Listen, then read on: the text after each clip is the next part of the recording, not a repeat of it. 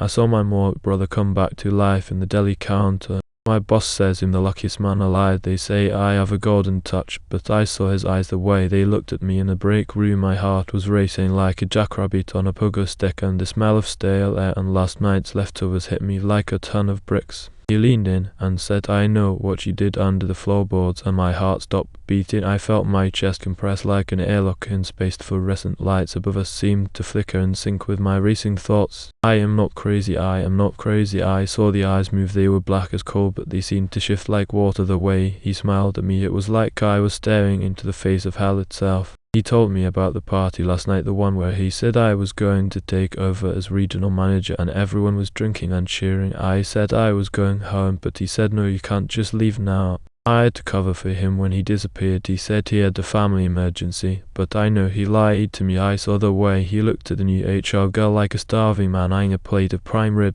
My hands were shaking as I handed him a cold drink from the deli counter. He took a sip and his eyes never left mine. It was like he was trying to hypnotize me or break through to something deep inside. I thought I was going to throw up. I thought I was going to pass out when he whispered in my ear. He said, "You really liked the job we gave you in the stop room, didn't you?" The sound of wet wings flapping inside my ear canal was the only sound I could hear as he leaned in closer. The deli counter lights above us seemed to blur into a single point of light. I tried to step back, but my feet felt heavy like lead weights were attached to them. He grabbed my arm and said, "I really think you should take some time off. I think you need to see a doctor." The air tasted like metallic rusted blood as I realized what was happening. He was taking over my life. He was going to destroy everything I ever had. His smile grew wider as I stared at him in horror. The deli counter behind him seemed to fade away, and I was left standing in the middle of a cold, unforgiving night with no escape in sight.